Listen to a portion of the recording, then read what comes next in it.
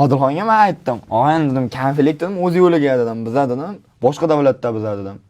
Samgilarni dedim, ilka qo'yishimiz kerak dedim. Mana shu yerda obro'li bo'lib ketishimiz kerak dedim." Shuni men unga tushuntirib aytdim. O'sha ertalab qarasam biz qotib qolganmiz. U kishi ketib borgan, o'zicha kostyum-shimlar kiyib. Bir vaqtda borsam, undan tushib boryapman. Nima gap deyapman bunaqa. "Adilxon, adin shapaloq ketdi."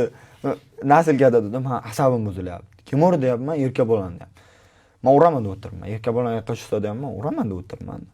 Keyin gapini eshityapman, "Yo'q, bu yoq tuding, Odilxon oldiga kelib tumshug'ini tiqildi" deyapti.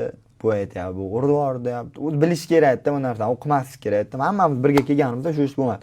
Agar men oldimda Erkabo'lan qo'l ko'targanda, men Erkabo'lan tagimga 20 mushtaylardim. Men bu ishni qilardim. Chunki men yoqda o'zbek biza, o'zga yurtda biza bir-birimizga paddishga berishimiz kerak. Yoqda o'zi bola ko'p edi, yetarli edi. Amirxon aka, Muhiddin aka, men hamma sarabayslar borgan.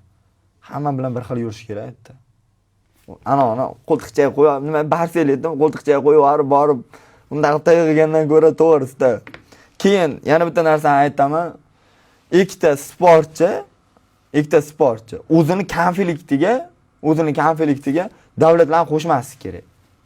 Men shuni misol erta birgan men mojbit bilib bo'lmaydi, Erkabo'lan to'satdan yonboshdan kelib shapaloq berib qolsa, qozoqlon degan demayman men. To'g'risi qozoqlar menga paddishga berdi, hayotim 180 gradusga o'zgartirdi.